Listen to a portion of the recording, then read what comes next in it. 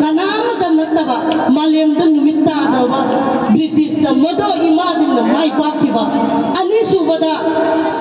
haugi ba cheng tang bagi ihaudu da so hariba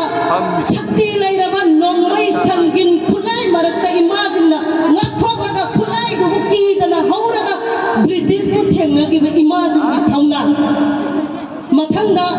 sahi tare khundakpu matamda manipur da lairamba mi lakh kaya do British na brahmana ot laga nairaga sudak laga mi lising ani ga something khara khaktang ngaihauraba matamda hera chandra na manipur kalakkiba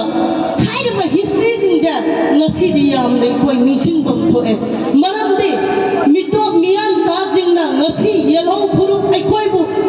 maram zadana landara laga makhoi gi oiba laibak ama semna na honarak pa matamda India government na ngasi tuminna laisiliba se ikoi khangbam thoi prithvi gi shakti lairaba laibak ama tana manipur thugai bo ngamloi maramdi history abaje manipur gi oina de marik chumna mafam jana maram jana thanduna lairaba sahi lising ahum gi history lairaba manipur kingdom ningthau panba laibak ama oina laijaram bagi history ase ngasi de ikoi na mangna kamlaga India government bu maithi bu pi ba ba se maitai nu pi jing gi pandam ni ha ba se ngasi gi nu pi la ningsing thoram masi ga mari laina na thamjage adi subada ngasi sahi amaga thama panchukna haurak laba la lasida shakti lairaba military tana thallaba India government tumil laisin ba hai ba se manipur ase India gi internet part ama nakra ba hai nakra bra hai ba wahang ase India government da thamjage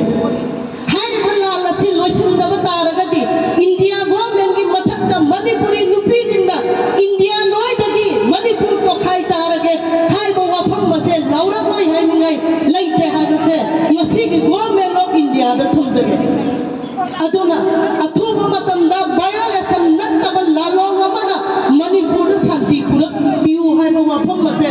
ngasi gi government ani makta thamjage aduna ikoi lyo amasung history na mangda thamlaga ngasi manipur da lairiba manipur nupi jinna lanjang ngasi changchilakpa matamda